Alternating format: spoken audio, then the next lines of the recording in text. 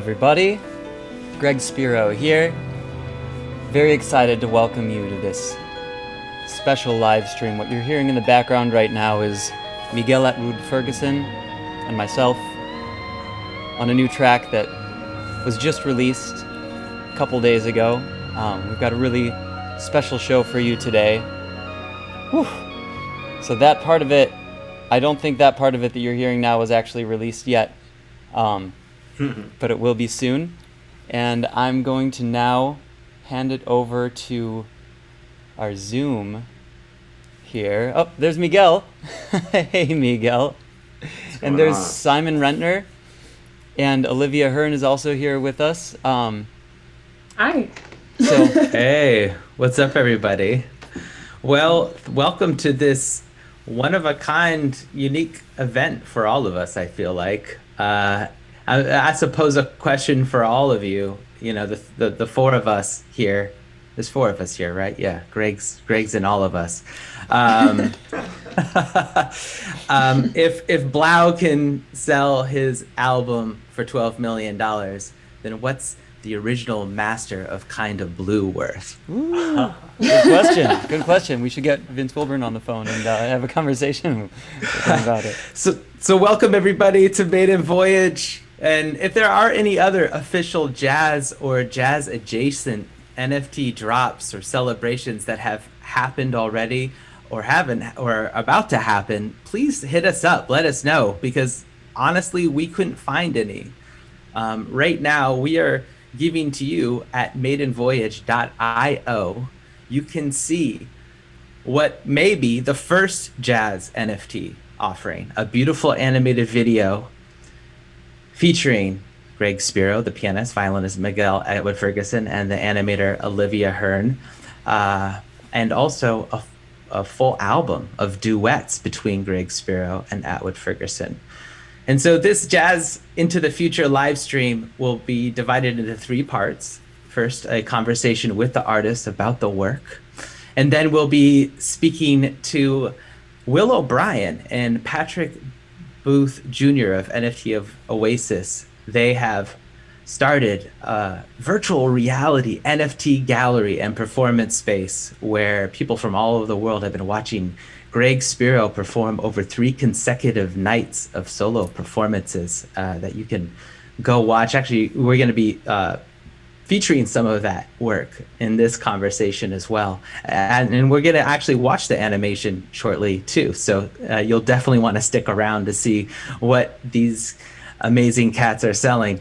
And then at the very end of the panel, we're going to be inviting a star-studded lineup of jazz, influencers, musicians, just brilliant artists, to really ask some of the harder questions around the NFT space. Is it a fad? When will the bubble burst? Will they ever become ecologically sustainable? And maybe the biggest question of them all, is it even realistic that jazz artists and creative artists can thrive in our what seems to be a current NFT wasteland of pop stars, influencers, and billionaires? So hopefully we can answer some of those questions, but that's coming up at 1:40 Pacific time. We'll have the founder of Rope-A-Dope Records joining us, Louis Marks, and see what he's up to in the NFT space, along with other jazz artists that we love, Oran Etkin, Ben Allison, Casa Overall. We even have an invitation out to the one and only Herbie Hancock himself. Maybe he can drop by as well. But thank you all for joining us, and thank you, Miguel Atwood-Ferguson, Greg Spero, Olivia Hern, for embarking on this maiden voyage together. Super happy to be here. So first of all, just talk to me about the work. Let's get out of the NFT conversation. I just want to know about the art itself. How did the collaboration happen? What was the inspiration behind it? Yeah. So I can definitely speak to that. By the way that I have this set up, this is, I'm just going to stay here in the corner in my little space. So whoever else is having a conversation with me will be on the big screen there behind me. It's just sort of how I have this set up. But so Miguel Atwood-Ferguson and I met years ago. It's got to be about 10 years ago, either 9 or 10 years ago when I first moved to LA. And we were connected originally through our love and our passion for this Buddhism, really, mindfulness in general, but we both practice Buddhism via the Soka Gakkai International. So we started out with a strong connection through that, and then eventually we heard each other's music, and we decided we had to play together. And Miguel has since been one of the greatest musical inspirations that I've had, and I feel super lucky to have been able to create with him in these contexts. And this one piece that we released is a very special piece to me. It's completely improvised, it's a special captured moment when souls really connect. And so it's like a 45-minute improvisation or 30-minute improvisation? I think it's like 23 minutes or 24 minutes. Okay. Something like that. It's not a terribly long improvisation. We actually recorded for hours that day. I've got the full thing, and this one nugget was something that we were like, man, we have to put this out. This is a special situation. And my understanding is you actually can't listen to the album yet. You can only listen to it by going to maidenvoyage.io and buying the NFT right now is the only way you can listen to the full album right now. And there's only 1,000 copies right now as it stands. Yeah, that's correct. So this is sort of like the equivalent of a vinyl record for digital. It's an NFT. For those of you who don't know, it's a scarce digital asset. It's housed on the blockchain, so only one person can actually own it, but it can be transferred between people. So we're minting 1,000 copies of this improvisation, and they're currently available at maidenvoyage.io as part of an NFT drop, which we'll tell you a little bit more about, with Olivia Hern, who did the art for it. Olivia's... Yeah, Olivia. So I think because this is a jazz space, people know who Miguel Atwood-Ferguson is, I'm sure. If you don't, do a Google search. He's basically behind some of the most important compositions in modern music. That's all I need to say. And we got Olivia Hern here. Please tell us about yourself. What are you? What's your story? What's your deal? I'm Olivia. I am a freelance theatrical designer and animator. And so when the pandemic hit, I started turning way more into digital art. And I had been spending this past year doing various animated music videos and short films for starting with the bands of my friends and working out until I was able to connect to Greg and Miguel to create this really cool project. I myself like to work in theater and film, and I like doing things that feel made by hand but can transcend into like a more digital space. So I personally work with hand-drawn cell animation. It's like stop animation, like William Kentridge kind of stuff. Exactly.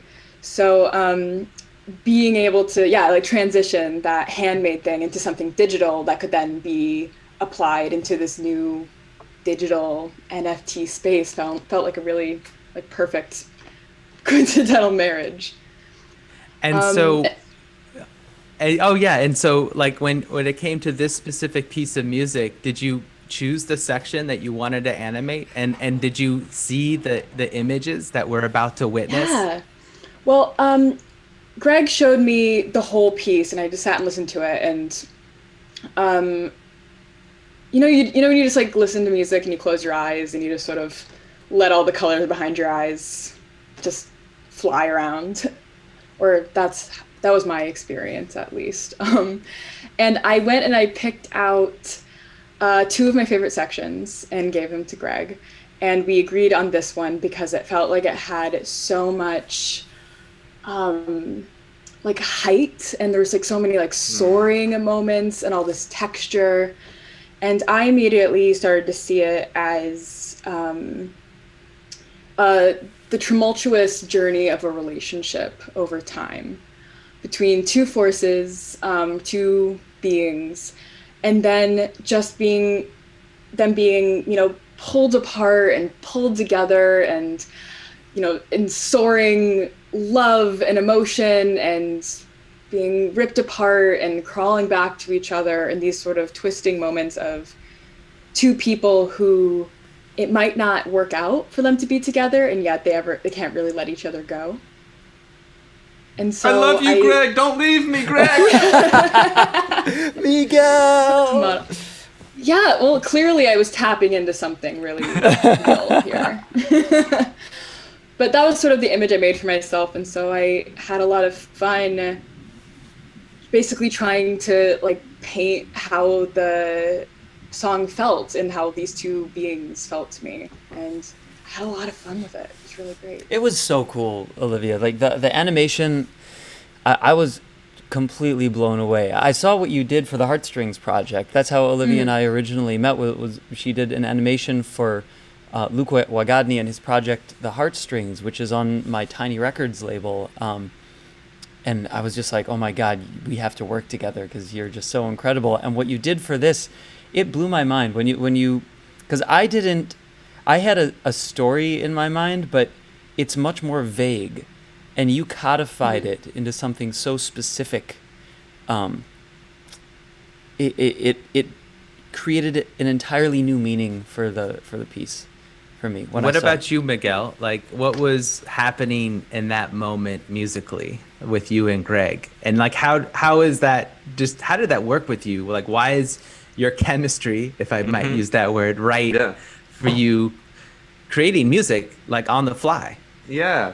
Well, so I started classical, like Eastern European classical when I was like 4, and I did that for many years and started writing symphonic music, and it was a very freeing thing once I started getting into improvisatory music, like in high school, and to this day, especially coming out of friendships, being able to improvise with one of the world's greatest musicians, Greg Spero, is it's just an amazing joy, and it's like being lifted up. I mean, he's such a great musician. You know, I was purposely playing some really weird notes because I just wanted to see what he would do with it, and I trust him so much as a being and as an artist. I can do that in a responsible way. But we were talking over the phone and just hanging out for years before we actually made music together. And so we've developed this really deep friendship, and Greg is one of my teachers and close friends, and I really have like profound love for him and appreciation. And so like there's this depth of warmth and gratitude, and so that's, you know, the blanket surrounding our interaction. And so that might have been, it was either the first or second time we got together to improvise, and it's just like having a conversation with a beloved person in your life. That's how I feel, whether it's with words or with music with Greg. And so the music is a reflection of a lot of the conversations that we've had.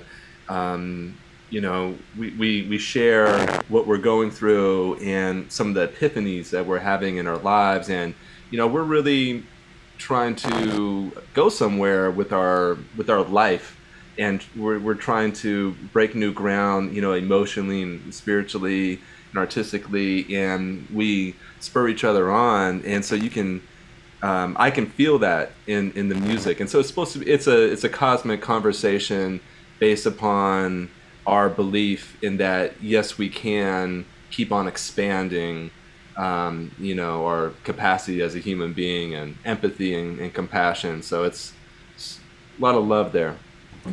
Yeah, and I hear a lot of love in the composition, just feeling, like you said, the word empathy. Like, yeah, it's a very like it draws you in, and the animation gets you there. Like how many like actual individual stills are there in that animation, Olivia? Oh my God, I couldn't even count.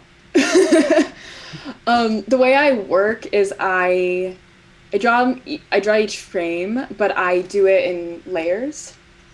So I usually do, how long is the song? Like 3 minutes. So that's like 300 frames, but then each frame is like 5 frames.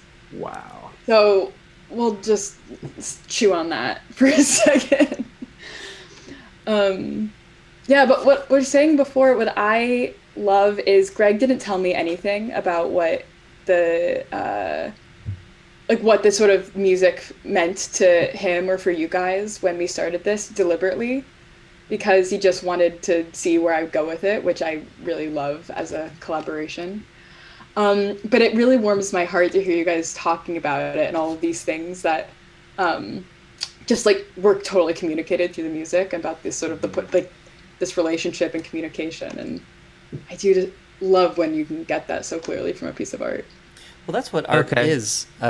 I'll chime in here just for a moment, though I'm realizing it's a little weird for me to be like down here on the side. Maybe I'll change that for the next live stream that we do. But I'll chime in from my little place. No, where we go. It's like I almost looked like I was on Miguel's shoulder when he was talking. But right. Oh my God. So yeah, as I am the little pet over here in the corner, I want to say something about art in general, which is that is what art is about. It's what art does, is it expresses that which we are on a deeper level, deeper than the intellectual level. It can be always intellectually extrapolated, but it gets in touch with something that is deeper than that which can be described by any other means. And that's what I find so profound about playing with Miguel, and then about what Olivia did with this piece, is there's an undercurrent, and that undercurrent is palpable, and it's expressed through these different, like it bubbles up creatively in different sort of direct manifestations, and those manifestations all come together in this beautiful soup of creativity, which is what you see in Olivia's drawings as it is synced with the music. And when you're able to create a piece of art that's that deeply woven and connected, I'm always really grateful for that experience and for that existing. Very cool. Well, right before we watch the actual video itself, so we all get to just enjoy this journey that we've been discussing, I guess the last question I have for you all is, what was then the decision for you guys to come together and do the NFT thing? Like, how did that work, and what were your initial first reactions? I'll start by saying, like, I sort of blindsided both of them with it, Miguel and Olivia. I've been involved in the tech world for my whole life and very interested in new technologies, especially as they relate to artists.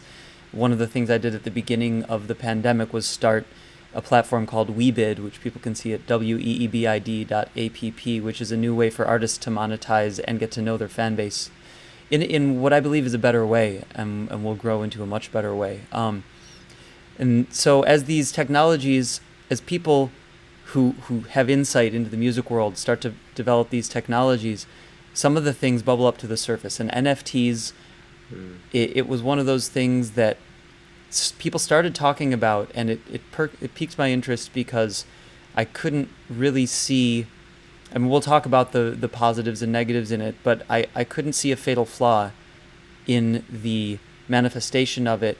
And the upside of it was the creation of something which artists have needed for the last 20 years, which is a form of digital scarcity. Because the digital revolution made it so content can be infinitely replicated. And once artists can have digital scarcity, then our music becomes valuable again. And I say that with the deepest of gravity, because the fact that music was not scarce, the digital files were not scarce, made it practically worthless in the eyes of a lot of people. It's been very hard to make money off of selling music, because you can stream it on Spotify, and Spotify just doesn't pay very much when you get a stream, you know. It's a marketing platform, Greg. Well, it is now. Now Spotify's a marketing platform. And you say that jokingly, but that's actually what it is. And now that we have NFTs, that's okay. As long as NFTs live, you know, you never know. It's like with Bitcoin, something could break and it could all go down the tubes, but it hasn't broken yet. And as long as it keeps going on the trajectory that it's going, even if it has a dip, which it I'm sure will, just like cryptocurrency did, if we keep on this general track, there's an entirely new world for creatives to monetize their work. And creatives have been struggling, especially over the past year, because concerts were our last resort. That was the last thing that we had to make money. And when those went away with COVID, people were put into very dire straits. And now this sort of light at the end of the tunnel that we're seeing with the new technologies that were developed, NFTs, it looks to me like it's going to change the game. It already is changing the game in a gigantic way. I mean, you said Blau, he sold NFTs of his music for like $12 million. One of my friends, Zed, a great DJ, just released his NFTs a few days ago, and in the first 2 hours, I believe it grossed over $1 million. And if artists can make a living by creating assets that can be traded, that keep their inherent value, it means an entirely new world for creatives. So that's why I said, Miguel and Olivia, we got to do this. Well, I think it's time. We're going to be talking about all of these larger issues a little bit later on, but how about now we just get into the work?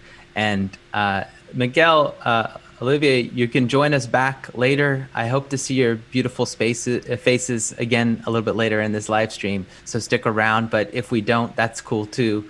Thank you, for presenting this work that we're all about to enjoy. Thank you, Simon. Great to see you. Yeah, thank you. It's nice to be here. Thank you, Miguel. Thank you, Olivia. I'm gonna switch over to the video player here. If everybody in the Zoom could mute your microphones, I don't have my technology fashioned, speaking of being a technologist, to actually mute everybody myself. So if you speak, you will be heard over the video. Did I shut my camera off, or are you going to do that for us? You won't be seen, but you will be heard. So if you want to make commentary on the video as it's playing, you could say, oh, I like that part. Oh, that part. Not so How much. about some oohs and ahs? Can I do that? You could, or a laugh track would be good if you have that. All right, I'm gonna switch to the video here. Okay, so this is part 3. Now this is the video that was broken into 6 parts for the NFT drop, which you can get on maidenvoyage.io. So here is the 3-minute video.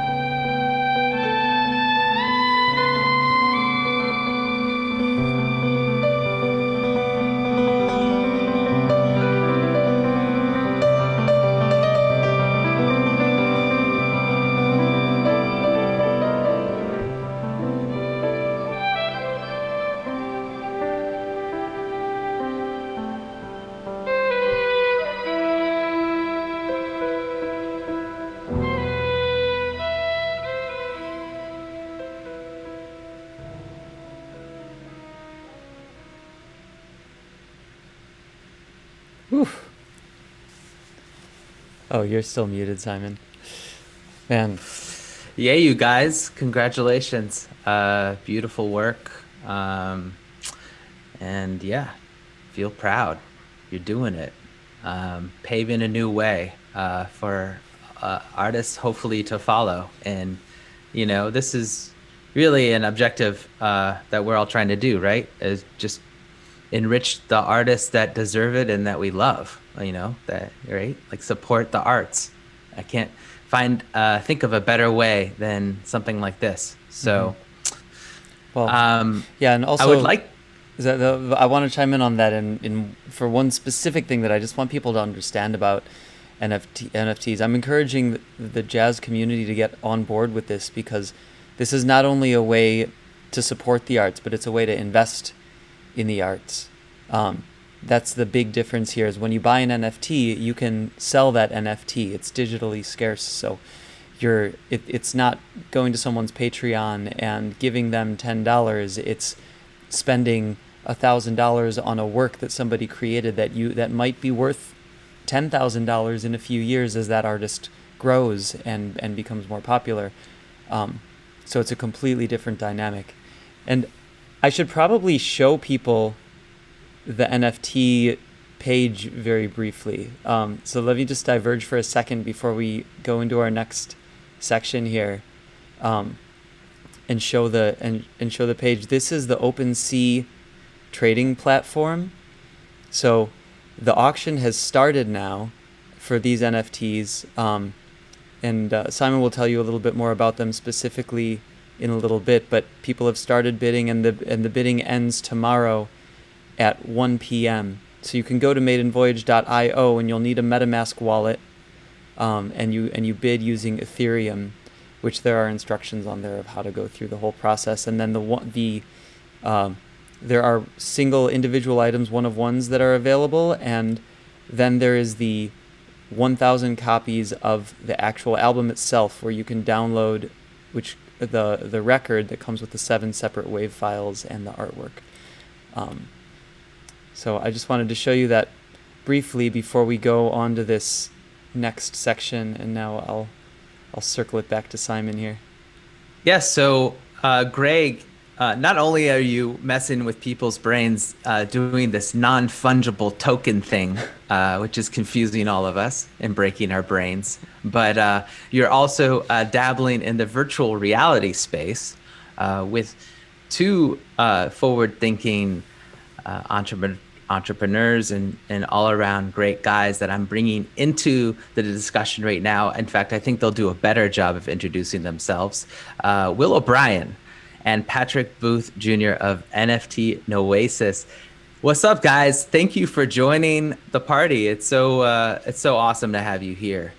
So please say a little bit about yourselves, and you tell us what NFT Oasis is. Sure. Hi, everybody. My name is Will O'Brien, and I'm the CEO of NFT Oasis. I played music my whole life, and music and arts are so important to us. And we feel that this is a very important moment in the music and arts world. I think when we look back at decades of exploitation in the music world, we look back at the last 10 years of the social dilemma and how social media has kind of ripped us apart. And then the last year of COVID, quarantine, social and racial injustice, this is a moment where we're feeling a lot of toxicity. And what brings us out of that toxicity? It's the musicians, it's the artists that change the culture. And what's happened with the Clubhouse effect, right? This app called Clubhouse allows people to get on and listen from their heroes, their mentors, their people that they admire, and break down those walls of communication.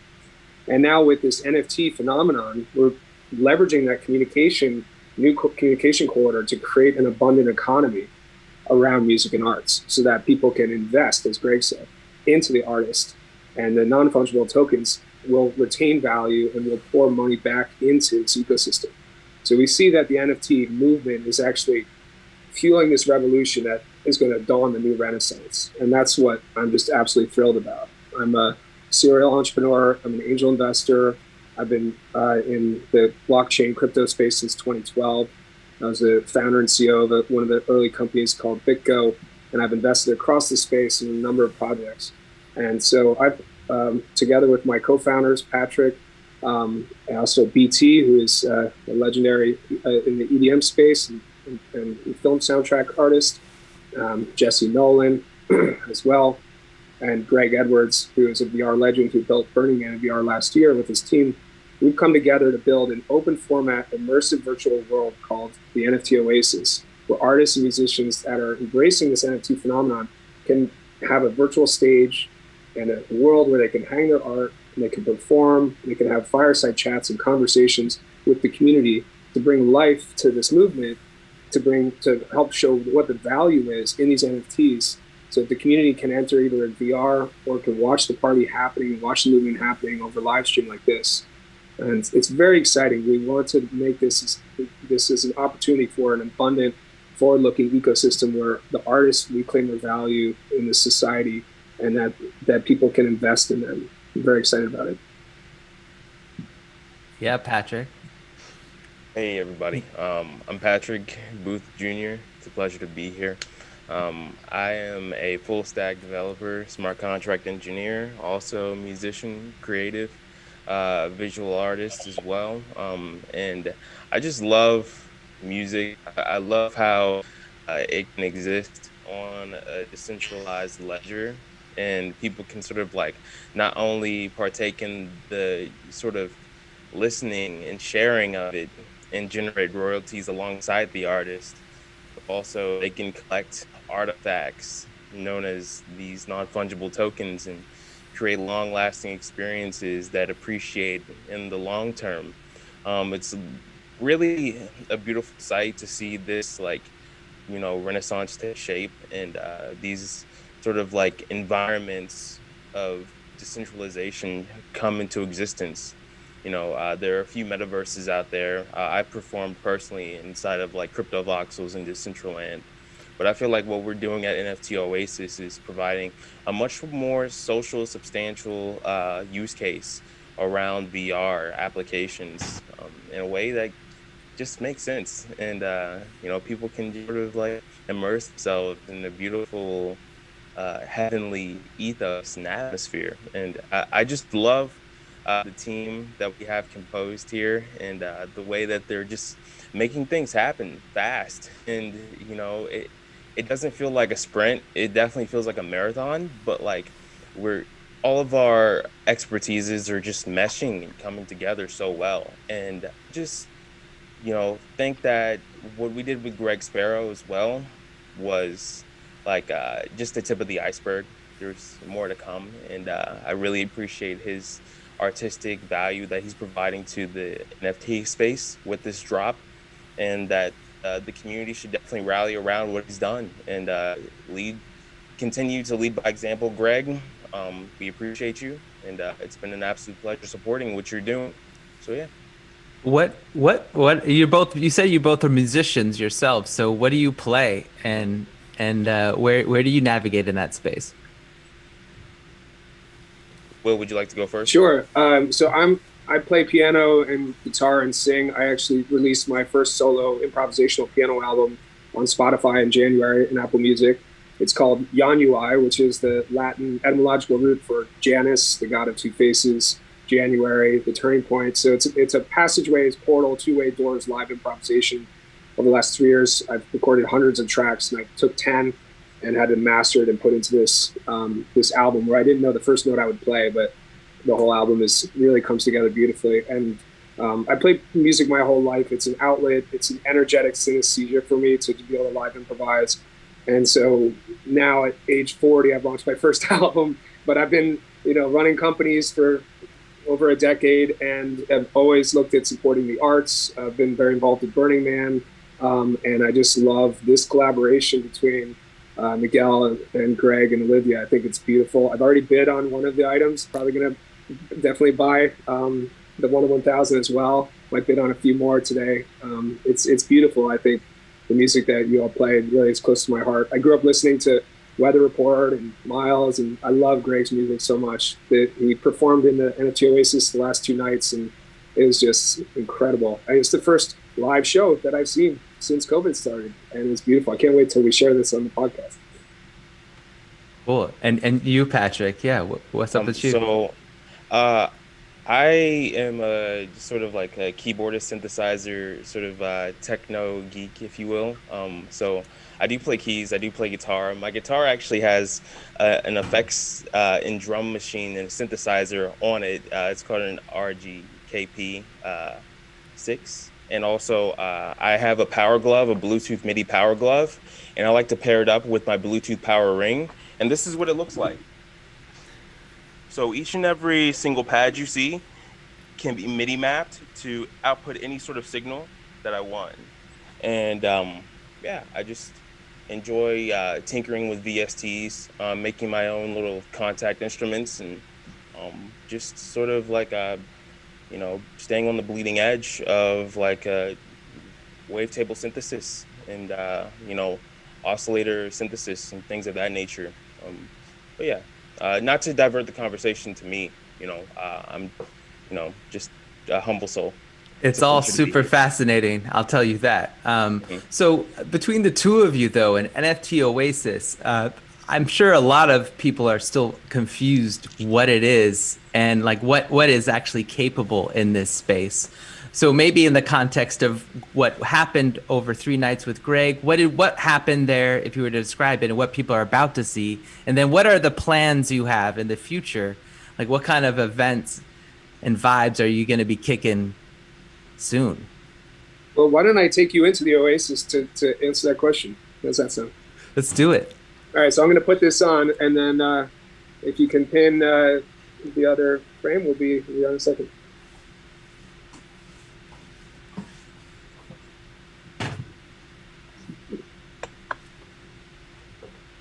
All right. So we built the NFT Oasis on a platform called Altspace.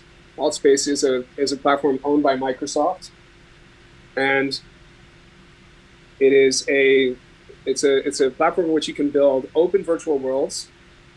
Can you see me all right? We see you. There you are. And you can hear me, right? Fantastic. So welcome to the NFT Oasis. I'm going to fly up a little bit. And Patrick, let's get up here and give him a look. What we built is this utopian gallery in the sky.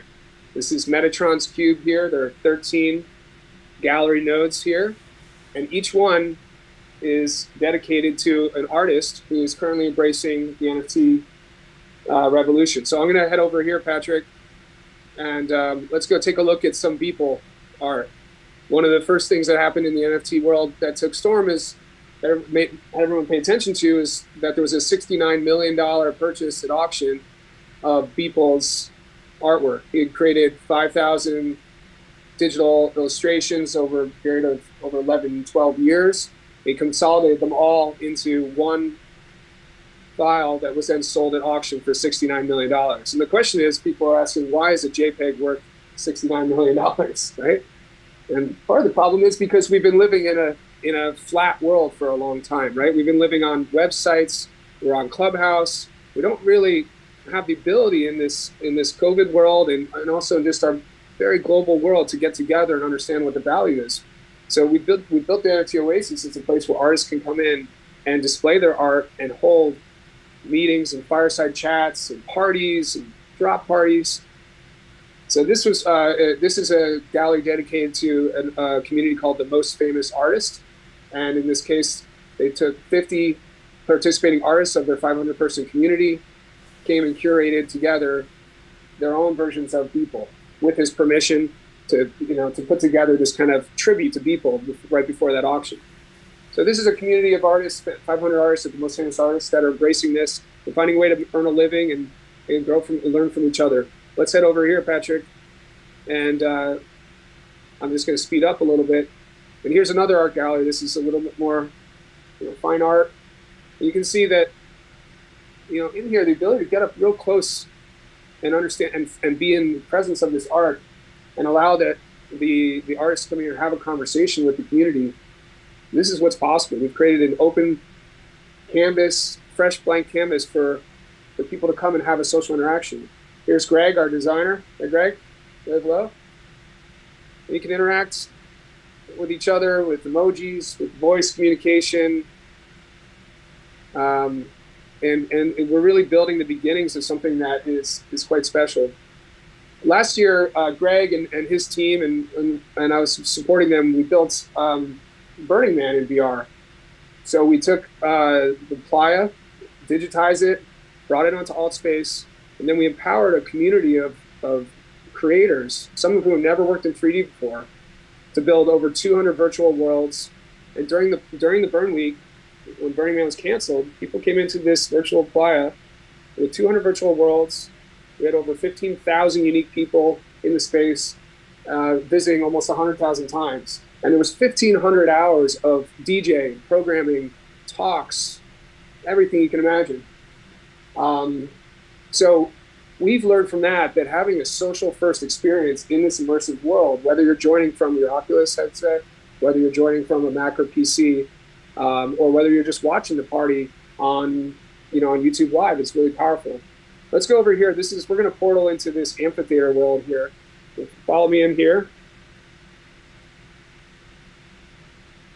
And as we're heading over to the amphitheater, this what you'll see is another beautiful world that we've created that's really suitable for open air live events. And specifically, as I mentioned earlier, a couple minutes ago, I released my album in January. So what we've done here, just as a showcase, is we've animated me here at the piano playing my album. And you can't hear the music because I put myself on mute from the world. But if you're in this world, you'd be overwhelmed with the music. And this is also a place where, imagine, Miguel, that you're in here performing, and your fans can come in here and actually feel like they're up and close personal with you performing, with Greg and Miguel. And then they can go off to the side and look here at the beautiful sunset. And it's, when we think back about it, we always remember a song that changed our life, brought us passion or art that made us think about something a different way. So we want to create this, we've created this open canvas with the inspiration here that the artists are going to come and fill in. And we're going to be inviting a new artist every day to come into this space, maybe more than one a day eventually, and start to fill in these worlds with their live performances and with unique creation. So let's head over here. And there's BT. Hey, BT, say wave hello. So we just opened up this world 2 days ago. I'm going to go back into this hub, Patrick, so that we can go into one of the other worlds. We just opened up this world 2 days ago, and it's really taking a storm. The first day, when we had Greg's performance, which I think we'll show a video in a few minutes, we had over 170 people just join us in VR, and many more watching the live stream. And that created a starting point for Greg to talk about his drop and leading up to today's event. Let's go over to this forest world here, Patrick. You can see that there's a serendipity when you walk around, kind of like getting lost in the MoMA, and that's really nice to be able to have one artist in artist collection adjacent to another artist collection. Part of our mission here is to invest in underserved artists. We're going to be launching a minting fund that allows people to apply to get resources and to get mentorship. And we're going to also be providing a lot of information about how to create an NFT. If you're looking for an opportunity to collaborate with another artist, perhaps you're a visual artist like Olivia looking to create work with a musician or vice versa, we want to be the place where you learn how to do NFT. You can do it safely, and then you can bring it. You can mint on any of the other platforms, but we're a stage now where you can, in some beautiful world like this, really talk about why you created this art, what it means to you, and what it will mean to a collector. So I think that's a good intro. We have many more worlds that we've created. We're inviting VR and 3D artists to join our community to build here. We're inviting artists to submit and to come through this, and we will help them with giving them a space, giving them a number of days before their drop to curate. We invite collaborations. We have some incredible artists coming down the pike. Like Imogen Heap is going to be here in a little bit. She's, incredible musician and very, advanced in technology, music technology. As I mentioned, one of our chief creative officers, BT, who is bringing some incredible soundscapes into here. So I'm very excited what we're doing. It's just the beginning. We welcome collaboration with the whole ecosystem, and can't wait to see you in the Oasis.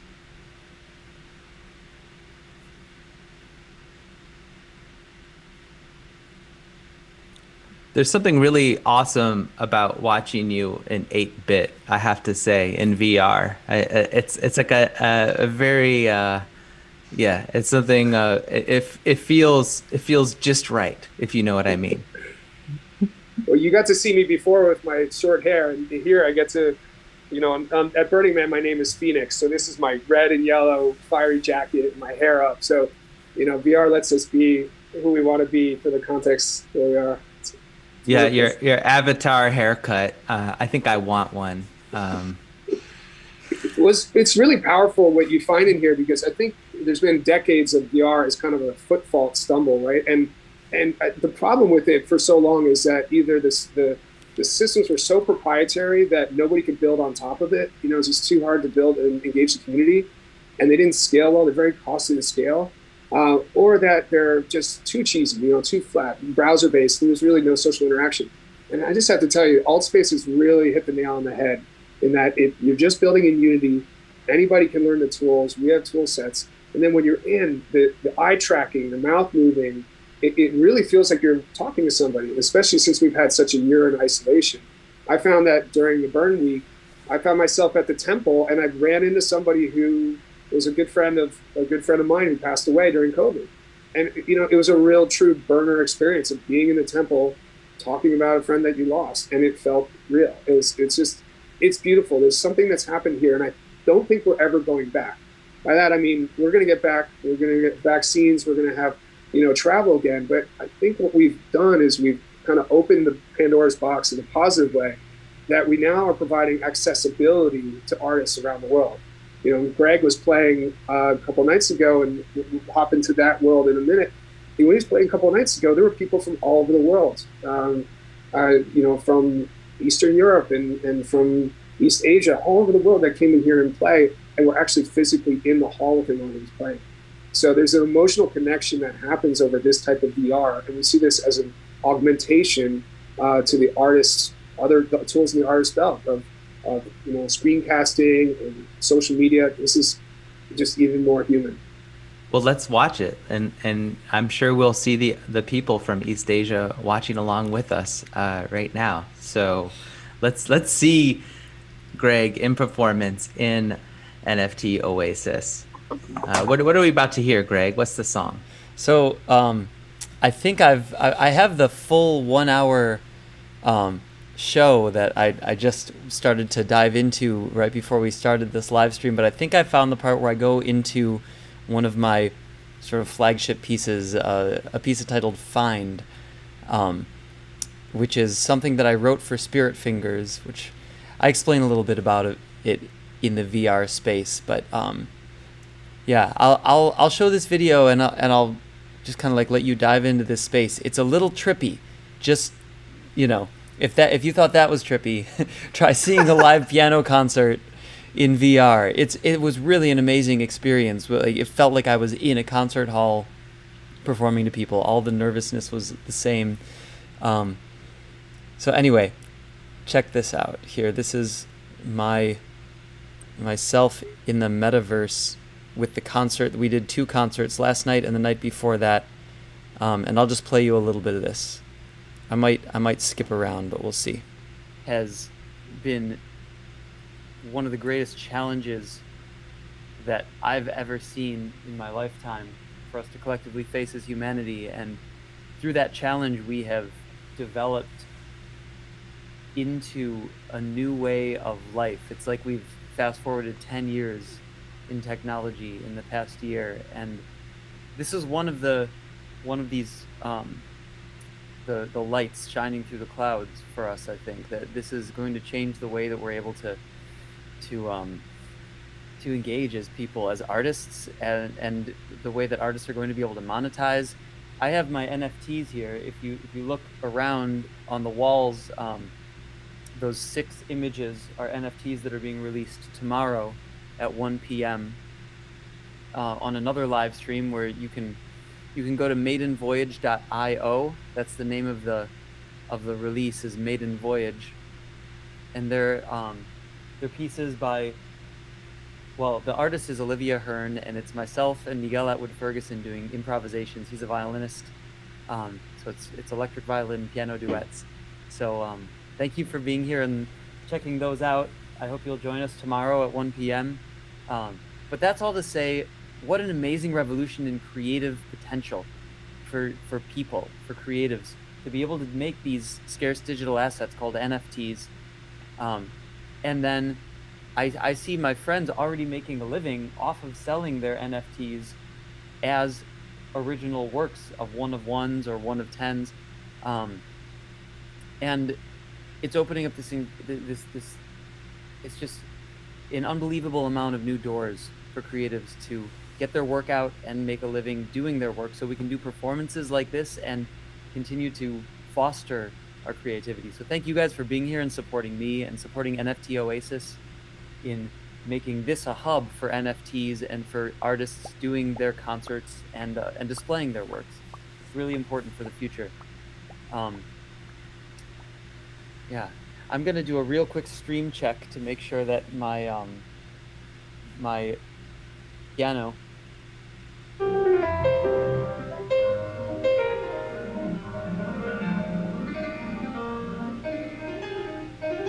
So a quick narrative of what people are watching right now.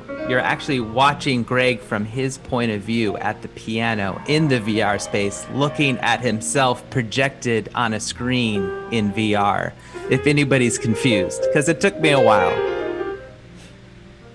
So that's, I'll chime in here on that. That's almost completely accurate. I'm actually looking at the audience from the stage. If you see the piano up there, I'm looking out into the audience with my headset on, and I'm at that VR piano, and playing, and then being projected from the from my studio here onto that. This is one of my favorites. Here, I'm gonna fast forward a little bit. I thought that was tune 16. And that's actually me recording. That's my perspective. I'll decide afterwards. Yeah, this is really, truly the first of its kind, and I love the fact that it was jazz, because we were totally making it up on the fly. It was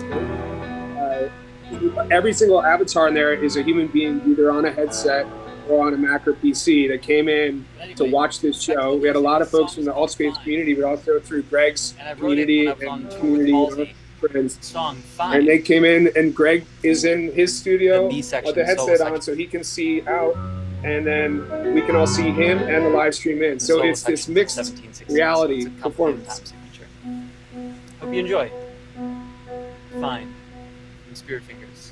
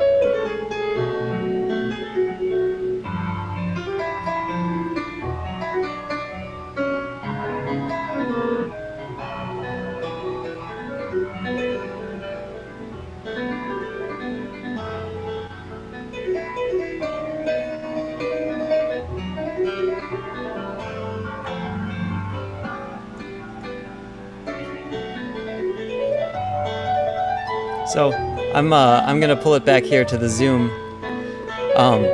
We could watch. Yeah, that concert's actually up on my Facebook page. So if you want to watch the rest of it, you can go to my Facebook and check out the whole thing. But just to say, Greg, that after the concert, Simon, I got to tell you that all the people bombed the stage and were taking photos with Greg, and you can take selfies in the platform. So people are taking selfies with Greg, coming around, asking him questions. I mean, it was incredible. It's, people, the human brain just says, this is Greg, this is the piano, I'm there with him. And the same emotional, dopamine, serotonin hits are happening. And it's incredible how people just been locked up, and now they got to hear Greg Spero perform live, and we're there.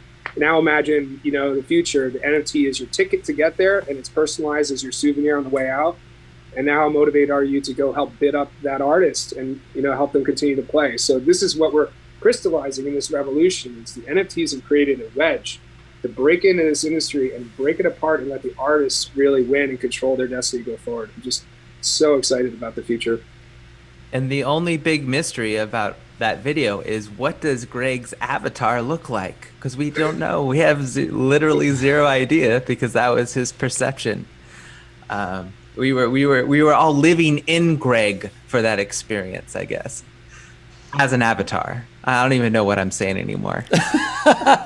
It's all right. I was on stage, so my avatar was very tiny on stage playing the piano, but you were seeing from the perspective of Patrick's avatar, seeing all the other, he was in the audience, and seeing me on stage, but the real me projected onto the screen. We'll do it again also. Other people who haven't seen it yet, if you follow me on Facebook, I'll be announcing when we do it again, and we're going to do more concerts in the metaverse. And you can also view it even if you don't have a headset. You can view it from your computer. It's just not the same experience.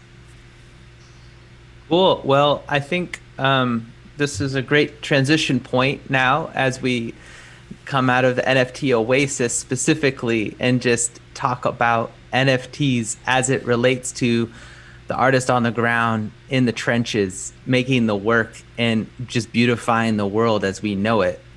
So I'd like to bring in our other distinguished voices and guests. Thank you for your patience. Louis Marks from Rope-A-Dope Records.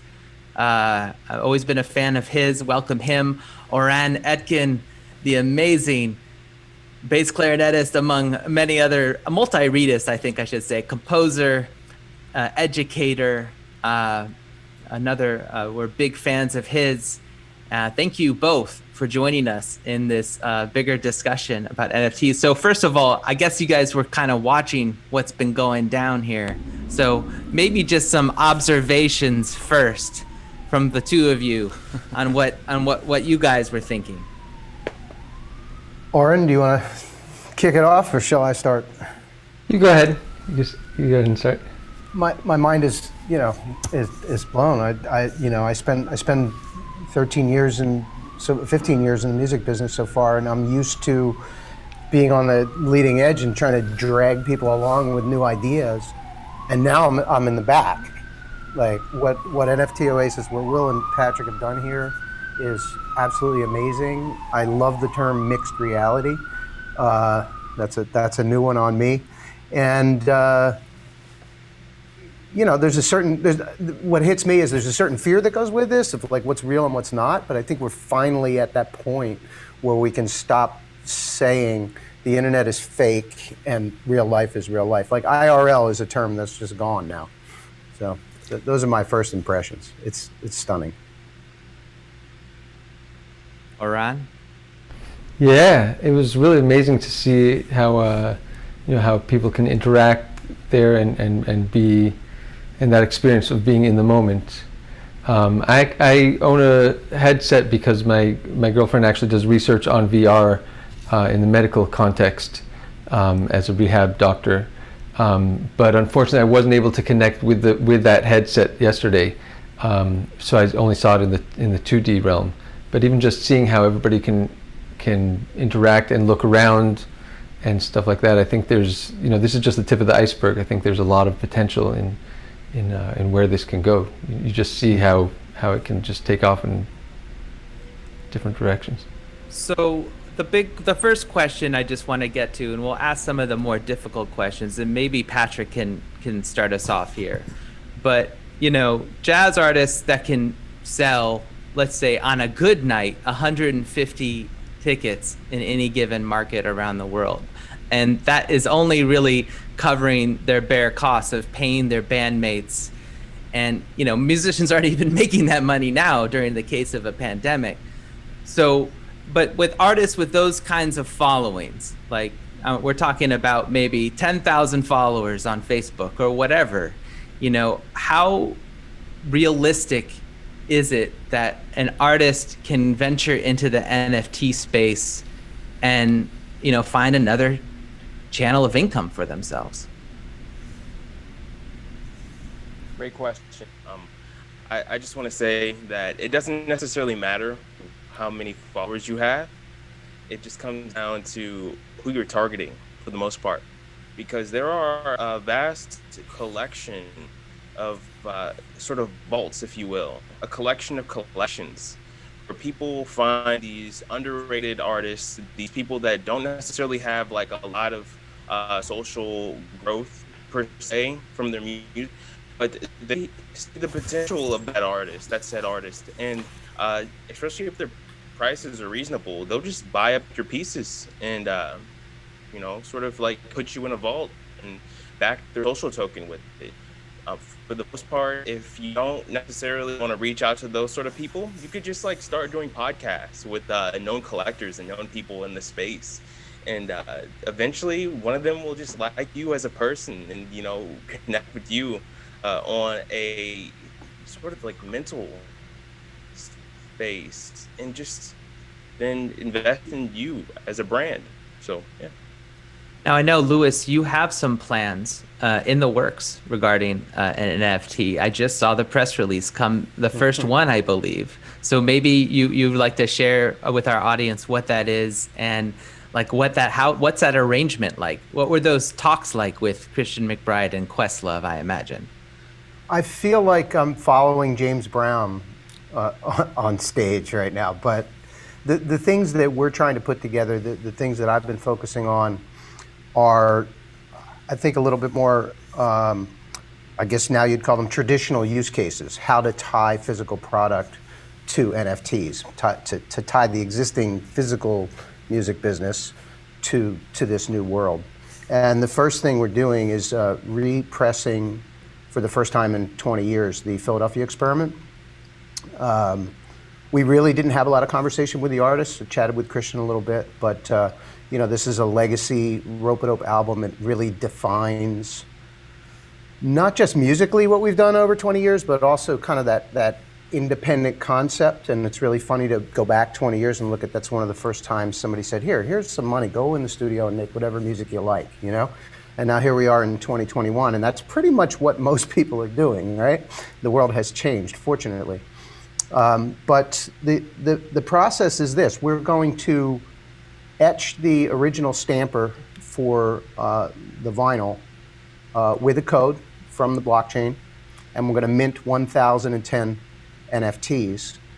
And then there will be a QR code printed on each vinyl label that will take you directly to collect your NFT, thereby proving that you bought copy 1, copy 2, copy 3, whichever one it is, in order, and verifying it, you know, as an NFT on a regular basis. And you know, a lot of people put out limited edition, 1 of 1,000, but there's really no oversight or particular way to prove that somebody didn't print 1,500 or 1,010 or 1,050. You know, somebody could press some extras and take them home. So we think that adds value to the album. And I see a lot of companies starting to do this, like Louis Vuitton, you know, because there's worse counterfeiting happening in other products. But I like it because the vinyl collector community is really, really sharp and really strong, and I'm hoping that they'll embrace it. Oran, when I invited you to this session, you immediately had some questions and I thought maybe you could just pose those questions that you had for me to our audience, to the people here. And hopefully they have some lucid answers for us. Oh, you're on mute. Yeah. So first of all, I see a lot of hope in the NFT, and I think that it's very crucial that we have scarcity in our product. I think that's really important, and I see a huge potential and hope for this. Putting on my skeptic hat, I'd love to pose some questions and get your opinion about this. I was chatting earlier today also with Ben Allison about this, about how the collector's perspective is about how much this piece of music will be worth in the future. So it's speculation. It's speculating on an investment, and that's a very different motivation to purchase something than enjoying the music. And right now, when we had downloads and people, back in, when people would download MP3s, they would download it in order to enjoy the music. And when I look at the art world, for example, you see people buying paintings and for huge sums of money in order to invest in them, and then they just have them locked in their basement somewhere or in a vault somewhere, just as an investment.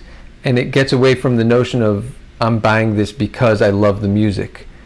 And then that kind of begs the question, are the people who are going to be successful at this, or the people who are going to be able to to make money with this and to draw investors, are those the people who have the best music, whatever that means, best and music, that's not an objective term, but are these people who are going to move people with their music, or are these people who are going to basically, is the music just going to be put aside and the investment potential of return on this be the thing that comes back? I actually have I have thoughts on that. Mm-hmm. I think the short answer is yes, all of that, and it's good. So it's good that will happen. And the reason that it's different here as opposed to the painting art world is, if I have a song that exists out in the world and it's on streaming platforms, anybody can listen to it. But if I have an NFT of that song, that's the same song that anyone can listen to on the streaming platform. But that NFT is a token on the blockchain denoting that that's the one original piece that I can have for investment purposes, because I believe that song has value. It might be because it has 1 billion streams on Spotify that I feel like it has value. So rather than taking something away from the public and saying, like, I'm going to keep this locked in my basement, an NFT is denoting value of something that exists fully for the public, but it's creating value in a different universe of value. So now you can invest in those same people that everybody else can enjoy, and you can have that intrinsic investment potential of that asset.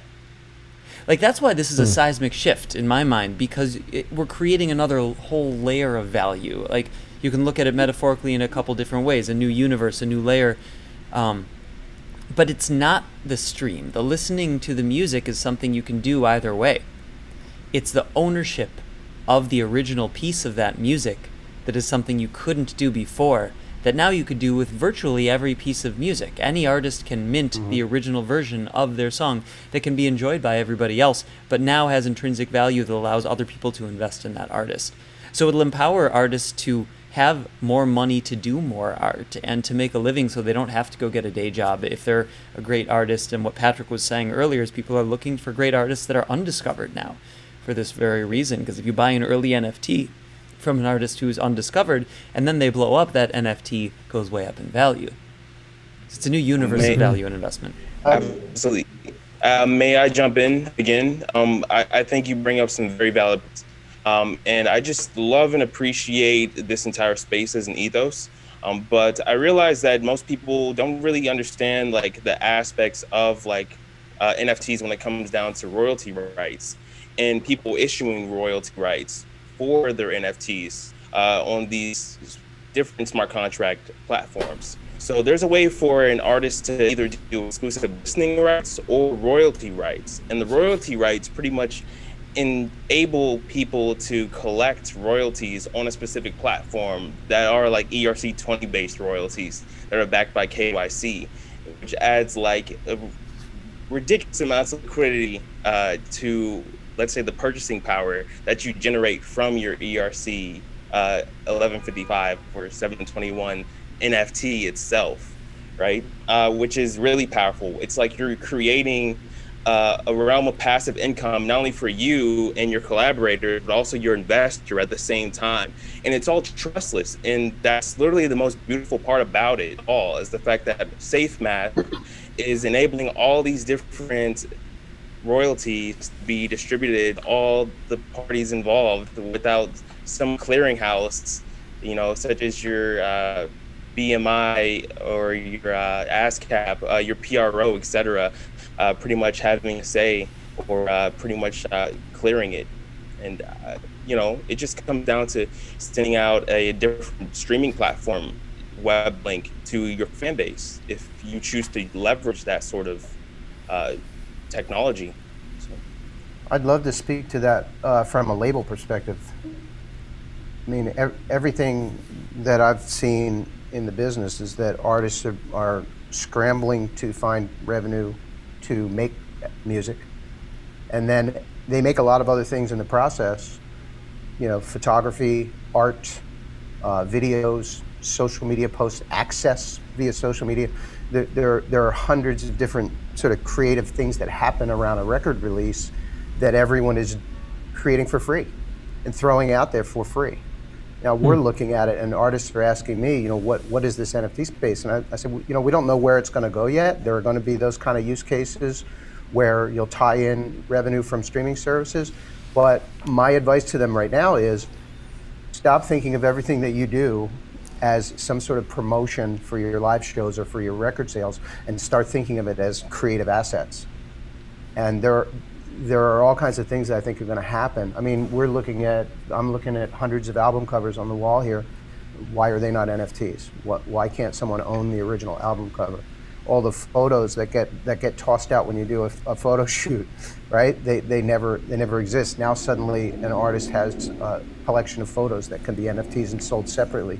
So there are all kinds of ways to utilize this, including tying royalties back to it. I mean, I think there's going to be a little bit of a battle there with existing streaming services and NFTs about how that all works.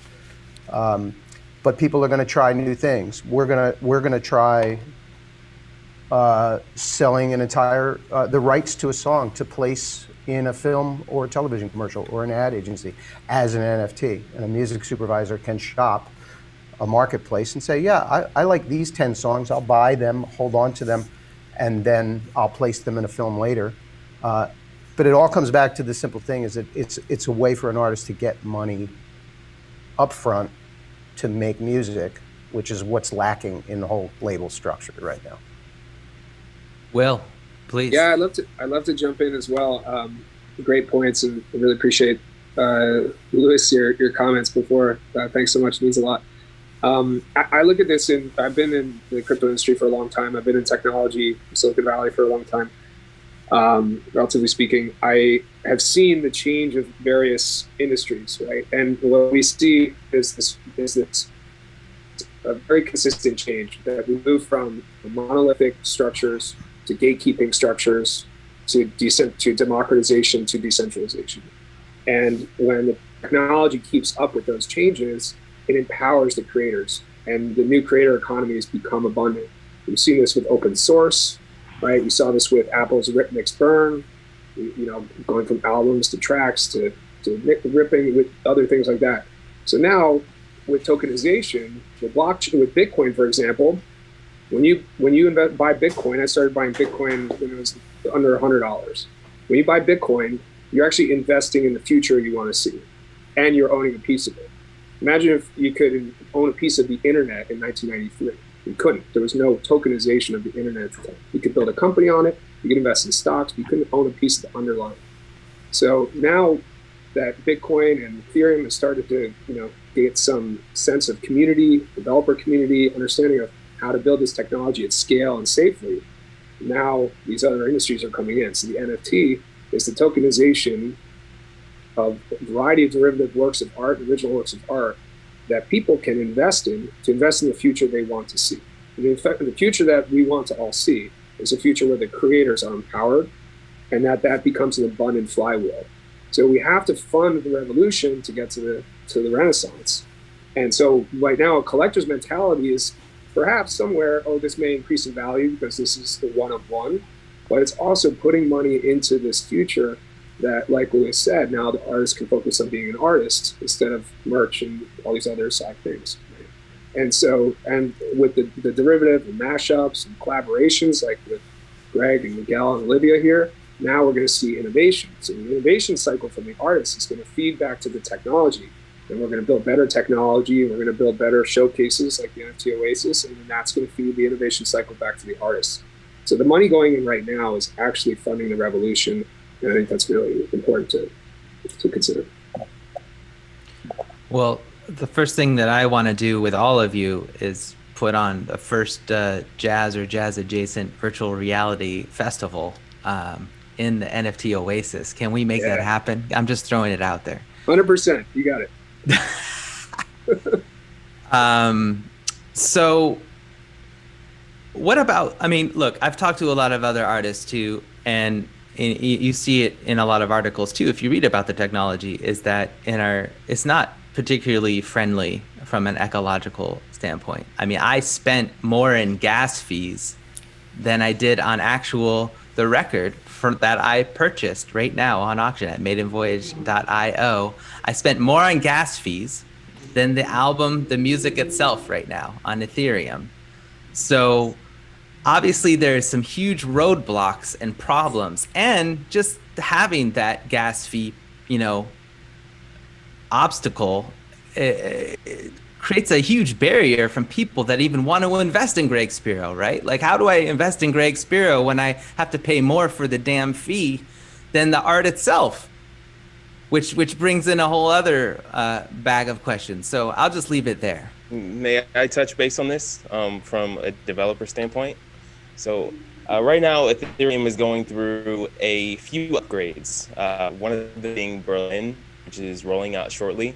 But then after Berlin, there's going to be the advancement of EIP 1559, which is going to sort of like cap the amount of gas that can be used on these transactions, pretty much creating a limiter effect on like all of the fees that can be incurred for one single transaction.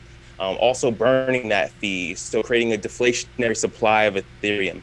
But you also have companies such as Immutable X creating a layer 2 solution with OpenSea, also Polygon and Matic creating these like side chains as well, enabling people to trade NFTs in a way that just sort of alleviates that problem right now. But that's sort of like an advanced state right now for people to sort of even comprehend.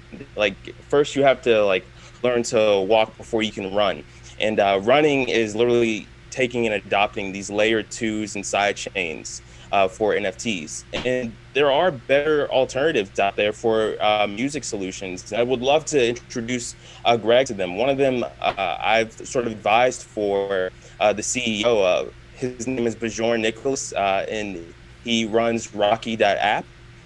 They have a great Binance Smart Chain audio NFT ecosystem, and literally the fees are pretty much non-existent, and it's really handy and useful for features that I earlier described in this conversation about the exclusive listening rights and royalty rights for all parties involved.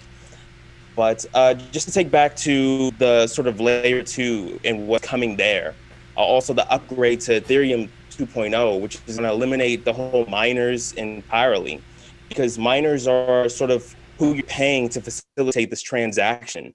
So pretty much how it goes is you submit the transaction, then somebody has to do the hard math to confirm that that transaction took place on the blockchain. That's pretty much going to be eliminated with proof of stake on top of Ethereum. So you just like have a node system that's just verifying transactions instead of proof of work, which is where a lot of people are claiming that the environment is being affected from the blockchain, when in reality, there's a lot of renewable resources which are powering the technology to operate at its highest capacity, because really you have terrible profit margins if you're not using solar, wind, or hydropower whenever you're operating on these networks. So I believe that in the future, it's not necessarily going to be much of an issue. There are already other alternative chains that are operating, including big companies like the NBA and UFC and all these other giant brands such as DC, and Stan Lee has his NFT. They're not necessarily using proof of work to verify their NFTs, and the fees are substantially lower. But I do believe that Greg's artwork is worth investing in, and you shouldn't necessarily let environmental effects, the optics of environmental effects, sort of deter you from and this amazing drop and what he has to offer, because this is literally I'd say an experience. It's not just like a collectible, it's an experience. He created an experience. So yeah, that's all I have to say. Thank you. Louis, your hand is raised, so you may speak. Oh, except you're muted now. Thank you. I heard someone say that the blockchain technology is going to explode when people don't have to understand it, and I'm hoping for that day. But Patrick said a couple of things that I wanted to ask him about. Proof of stake versus proof of work. I think anybody can look that up and understand that pretty easily. But when you say layer 2, which is another one of the possible solutions to the problem, can you describe that a little bit more? What that means? Sure, I'd love to. So it's pretty much having proofs, but for an analogy's sake, I'll explain it sort of like a train station. So for instance, you have some train stations in New York City or in LA, right? You have one section of the train station which is like on the ground level, right? Literally, it's just like hovering above the ground, and it has direct access to the track. And then you also have another train station sometimes underneath that other train station, but then like they ramp off and merge into the same network, if you will, right? So it's like people can sort of deploy their applications to run on both stations, but one is underneath the other station, and then they just merge onto the same track, and the track being the blockchain. And it alleviates some fees, and it also sometimes eliminates the fee altogether, and it can alleviate the congestion of the network entirely. So it's like a what we call a roll-up, if you will. You're rolling up the transactions into a ZK proof. So yeah.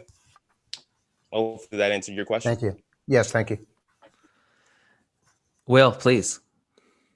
Yeah, thank you. So I want to kind of zoom out a little bit here and actually provide an argument to refute the ecological or inefficiencies that people call out in the press all the time. So what we're paying for in blockchain is security. So in the Bitcoin world, what was the first time that you can ever have a transaction between two people without a middleman? How much does a middleman cost? Well, JP Morgan has 250,000 employees, right? Multiply that by the entire financial sector. Expand on that with fraud and chargebacks, customer support, all the other problems that come into play just to determine whether or not a transaction went between two people. So the introduction of blockchain technology eliminates the need for all of that human inefficiencies and system inefficiency and cost that gets passed down to consumers, as well as hacks and problems. Right? The blockchain can't be reversed, can't be frauded. Now let's move to art and music. What we're paying for is solving the problem of provenance. Provenance is when was it created, who created it, and how did it get passed? What's the chain of custody? In art, obviously, there's a lot of risk of forgery, right? In music, there's a lot of risk of piracy, and so on and so forth. So when you are paying for provenance, and actually the name of our company is Provenance Inc. It's actually proven once. So, you're born, you're proven once. You write that piece of music, it's proven once. And from there, now it can be an NFT and it can be mashed up with other NFTs. And that whole chain of custody by using the blockchain is what gives the opportunity to have huge industries around it. So an NFT can be collateral for a loan, and you can take lending off of it, right? An NFT can be a point of expression or commercialization. Think about some time when we have AR glasses and contact lenses, and we're all getting together for that jazz, dinner. All of us are at dinner, and we can be flexing on the wall, putting our NFTs up on the wall or the music in the room, right? So when Second Life becomes First Life, and AR meets blockchain and NFTs, suddenly it's going to be this explosion. But you can't have this explosion of creativity and explosion of expression if you don't have provenance. And so that's what we're paying for. The first implementation of it cost $32 in gas fees to buy something. That's absurd. But like Patrick said, name some of the solutions, very good. I'll just say that people are going to chase this market and solve these problems. That's what technological entrepreneurs do. And so right now we're creating the cause for those entrepreneurs to come and solve those problems. I think the replacement of a lot of the inefficiencies, human costs, system costs in the financial market, in the art market, in the music market will dramatically improve the environmental effects. And the mining is pales in comparison to the overall carbon footprint of that, monolithic, archaic system. The next question that I have for everybody is more a question of utility, because I feel like in the NFT space, I feel like we are in the Wild West in terms of what we can buy as a unique digital asset. And in Greg's case, he split his one song up 6 times, which to me, as somebody that wants to share one song to an audience, let's say a group of friends, that would be kind of weird playing 1/6 of Greg's songs. Say, hey, I got this Greg Spero NFT I just bought. I'm so proud of it. Let me share it with you. Oh, it's just, but it's only like 1/6 of it. So is that do you guys have any thoughts on that? And in terms of what an NFT's utility value should be in your personal subjective opinions? I can answer this question. But first, I think Greg probably did 1/6 of it because OpenSea has a restriction on certain aspects of uploading larger file formats. So that's probably, I think, could you confirm that? Neither confirm nor deny that, Greg? Perhaps? Actually, so that's a good point. And sorry, I was a little distracted, just making sure there wasn't auxiliary noise in the room here. But you were saying, if correct me if I'm wrong, you were saying that OpenSea has restrictions on the time that you can put in, on the length of an NFT, and it actually. Well, on the size, it has restrictions on it, and it does have restrictions on the size. But I have minted some NFTs of long-form piano pieces and been able to compress it to a point where it could live on the blockchain and be sold in OpenSea. So that wasn't actually the reason for this. The reasoning. Sorry about the noise in the background here. The reason is that NFTs, as they seem to be, as they're being utilized right now, they're seen as these tokens. It's not seen as an entire song. Like the Zed NFT that dropped a few days ago that I was referring to, that NFT, well, there was a series of them, and they were 10 to 20 seconds long, and it's an experience. So it's actually an entirely new medium from a song. If you want to listen to the song, you can hear the song, and you can go onto Spotify and hear the entire part 3 that was made into these NFTs.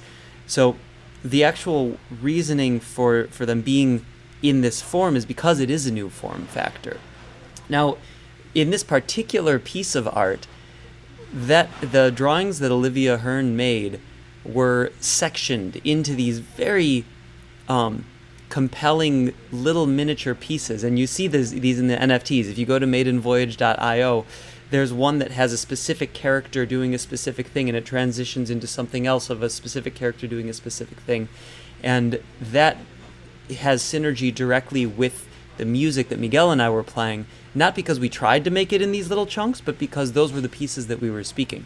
So it ended up actually just making sense as these between 10 and 30 second sort of tokenized pieces.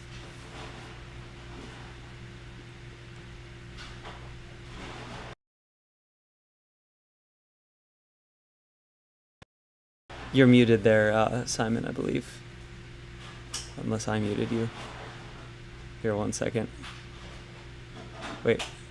Oh, I can't. Oh, I know. 1 second. I know why. Sorry. I have to just fix something here. I was trying to get rid of some of the background noise, and it has. All right. Okay. So I'll just say. There you go. You're good.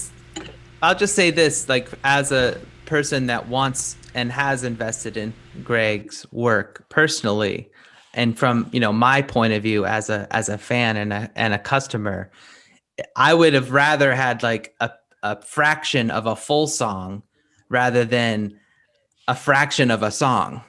And this was always a conversation that I've always had with Greg in terms of this, and this goes in terms of just like value in general, because there's a lot of like. I mean, Rob Gronkowski putting out his NFTs with Bleacher Report. I mean, come on, right? Like, how could that possibly be good for what we're doing? And so do you guys have any thoughts on that specifically?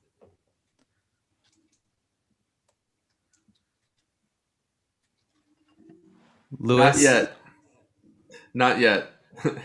Still formulating. So what is the? Could you go into the Bleacher Report thing that you were just referring to? Because I'm not familiar with it. Well, yeah, it was like a Bleacher Report teamed up with the NFL future Hall of Famer tight end Rob Gronkowski to make some collectibles of some kind, and which is, to me, just seems like a blatant like sort of commercialization of getting on the hype train. And when you have like a bunch of people doing stuff like that, to me, it feels like it brings a bad rep to the artists that are actually creating value to the world, like creating beauty into the world by all of these crappy NFTs. Is that pulling down the real stuff that people should be investing in? Can I jump in? I see this as an evolution, and I look back at the early days of the internet, and there were a lot of useless things happening in the early days of the internet, that didn't settle out and didn't become the whole landscape. I think it's a challenge. We have to develop good, realistic use cases and represent artists, and take this opportunity to put as much of the quality and jump into the space as much as we can. So there's a sense of urgency around that, but there's always going to be the hype, and then there's always going to be the quality, and people are going to develop things as they go. So for me, 5 years from now, 10 years from now, I think there will be more balance in the NFT world between that hype and the quality music than there is in the digital music world. From pop music down to jazz, right? So it's going to equal out, but we have to do the work. So the more part of it is nobody's really doing a lot of it yet. Greg's leading here in a lot of ways, and so we just have to get in the ring. Well, it's also the fact that the NFT exists means that it will be used for myriad different things. Music, and when you talk about sports cards being NFT'd, you're looking at the world of general collectibles. Like, it's not, I don't think it's a negative that I can have a sports card that's worth something. And I think that putting that on the blockchain and allowing that to exist out into something that can be more easily traded globally without having to ship it is actually, it's great. That has very little to do with music. Music is one of the use cases for non-fungible tokens. And that one use case in the context of the music industry is that which is allowing for the investment in an individual artist, maybe even before that artist is known, in this micro way that was never possible before. So the fact that that exists is amazing, and it's going to be used in all sorts of different ways. I don't really care that the football player is selling his or the NBA Top Shots or whatever. That's great for sports people, and I'm sure that sports people are getting a lot of fun out of that. But that doesn't mean that the technology is just for that. And these use cases that we're looking at in music are of gigantic significance for individual creatives. Patrick, Absolutely. Go for it. I really want to touch base on the utility side of things, and then I'm just gonna like fall back a little bit, because like this is a really touchy subject that I really look forward to like creating curriculum around within the Oasis, because there's just so many different mint factories and so many different use cases an artist can just come up with for their customized NFTs. There's a way for you to make a wallet out of your artwork, out of your music, and literally bake in your social token and your favorite cryptocurrency projects that you love, and then also imbue it with a proton that gives it like percentage rate for not only you, but also the person that buys your artwork from you. It's incredible. It's like yield farming with your artwork. You know, there's various forms of just having certain aspects of, like, let's say, for instance, an immersive 3D piece of artwork that knows where you are on the world and what the weather's like. You know, it puts itself to sleep. It can sing happy birthday to you. This is something that like a few of my colleagues are working on right now, you know, and there's just so much utility within this space, and it's just so powerful to witness. And, you know, I can't wait to just like share all the possibilities, the limitless possibilities of this technology with the rest of the world. So yeah, that's all I wanted to say about it.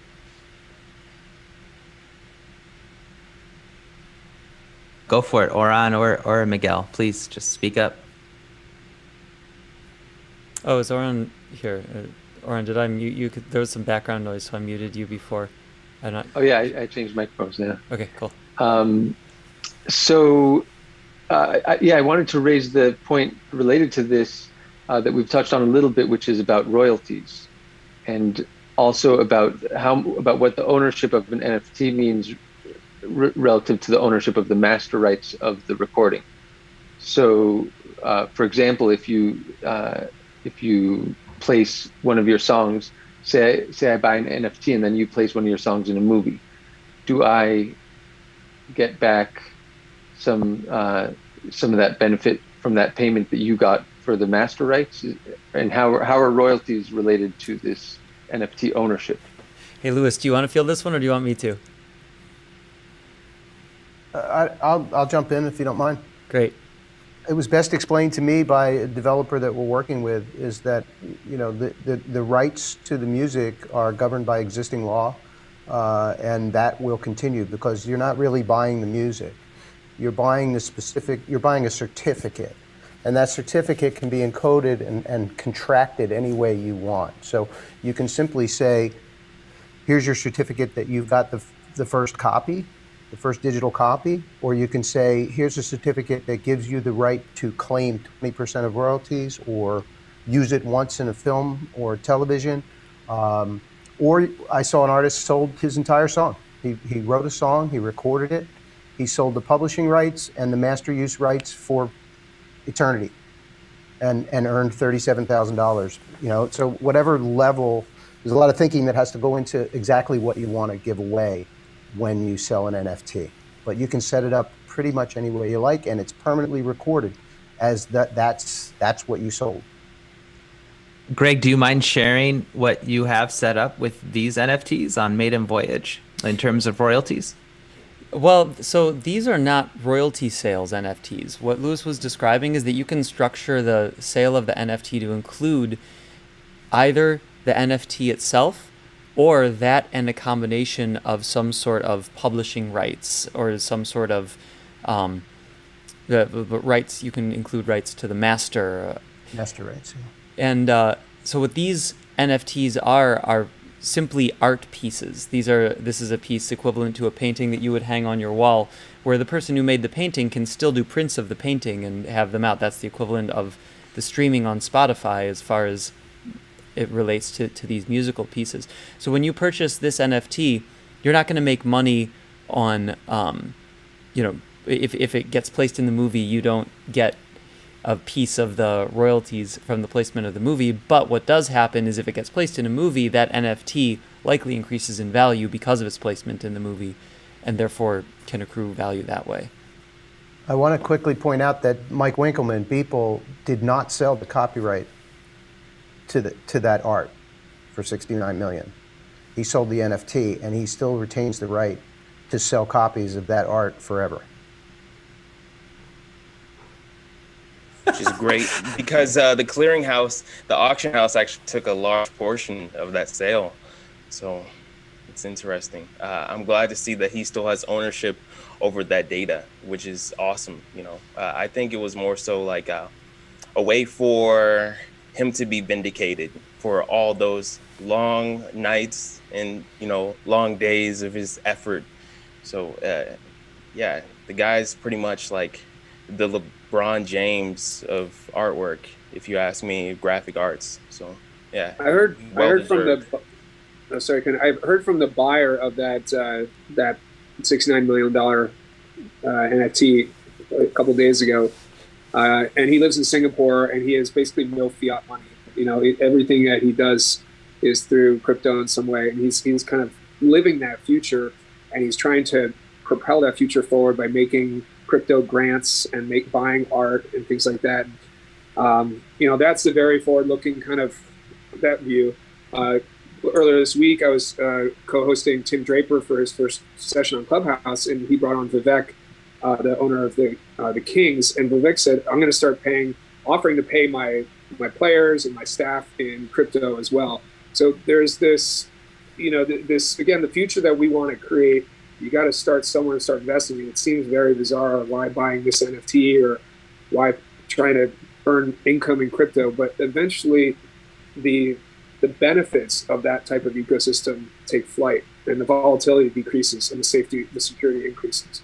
So all these are, I think, Lewis, you said, a lot of mistakes in the early internet, but out came a lot of benefits. And that's the same thing. We're at this experimentation cycle. And if we can really fuel the arts by investing and enjoying what we invest in, the benefits will come for all of humanity. Well, Miguel, you have a question, and I want you to talk. And then, we're running. We could be talking for days on this. This will probably just be part one of many parts conversations as we navigate this space. I'll have one last question for everybody at the end, but please, Miguel. Thank you. Yeah, so I had the same question as Oran, but it wasn't answered as in depth as I'm looking for. So I'm mostly a composer, multi-instrumentalist, and I make a large amount of my income via licensing. And so I understand I'm just getting hip to NFTs. This is the most education I've received so far on it. And thank you so much for putting this together today. This is fascinating. I'm very interested. I understand you're buying a certificate. I can wrap my head around that. In terms of the ownership of a master versus publishing, being a composer, I'm the person that's composing a song that's akin to publishing. And so my question is, how does ownership of an NFT influence composition or the publishing side versus the master? Is it going to have, there's going to be some situations you're saying where it will influence besides, I guess it was Greg that said it's awareness. I understand. Besides raising awareness directly, how will someone that owns an NFT of a recording, how does that directly influence the business of the composition and ownership of a master in relation to a publishing company? I think that you can look at the current situation. So you can sign a deal with a record label to license your masters, and you can sign a deal with a publishing company to license your publishing. They each have their ways of collecting money and bringing it back to you. You could do a deal with a record label and they would say, I want to own the masters and I'm going to give you X amount of money as an advance. And then they would own the copyright. So there are a lot of ways to break up ownership in the existing system. So all of those ways exist in a blockchain system, in an NFT. It's a question of you deciding what you want to sell, what rights you want to grant, and what that value is. And it's going to come back to, it's all really about cash flow. It's about how much money do you want to get up front. NFTs are a way to bring that money up front. Secondarily, I would say that you could also view an NFT just in its very simplest form as a collector's item, a signed copy of something, right? You're putting something out for people to hold on to, and you don't have to give away any rights at all. As Mike Winkleman just proved. So does that answer your question? That helps a lot. Thank you very much. Yeah, and I just want to layer on top of that a little bit. There's you can bake in whatever rights you want into an individual NFT, and the benefit to that is that, well, one, you can cut back on lawyer fees if you do it through the blockchain. Like, imagine if you wanted to offer up the publishing to 10 of your tracks and you said, I would be willing to sell publishing or 50% of the publishing of each of these tracks for $10,000 each or something like that. You could do that using the blockchain in a smart contract so that person who buys it is guaranteed of the proof that they own the 50% for giving you the money that they're giving you, and it's much more secure for them. Whereas before this, you would have had to go to a lawyer and say, I need you to draw up this contract for me to give away my publishing in exchange for this money, and then have the transaction using the existing legal system, which is terribly inefficient. So and when you do that, and then you can have a sellable asset as an NFT to do that, it makes it easier to market that as well. I'd like to throw a little story in there. Before the printing press, before contracts, the method of doing a deal was to bring together 100 people from the village, and the two parties would say out loud exactly what they were doing to create a transaction. And then 100 people would verify and go, yep, that's exactly what I heard. That's it, right? So that was your public record of what's happening. So then blockchain is kind of exactly that, only in a digital way. That's so good. Yeah, that's an exact analogy. All right, just jump in. Yeah, so getting back to Miguel's unique situation as a composer, if I understand correctly, since your NFT can be a piece of artwork representing a song, not necessarily that song. Say Miguel were to compose a song for a huge pop artist. That song blows up. That pop artist could sell an NFT with that song attached to it. But Miguel could sell, for example, a photo of his original manuscript for that song. So he doesn't need to own the masters in order to benefit from that song and make money from it, even as an owner of the publishing or the composer. Is that correct? This is where you get into some real gray area, and I don't think that attorneys know the answers to these questions yet. As a record label guy, I mean, we need to know, because then anyone could theoretically put their art to one of the songs that we have under license and sell it and not give any money to the artist. So that's the next copyright battle that I think is brewing. And the NFT is attached to the audio of that song? Yes, if you put. Because what I was saying, he could just have a visual NFT, which is just his first draft of when he was working on the song.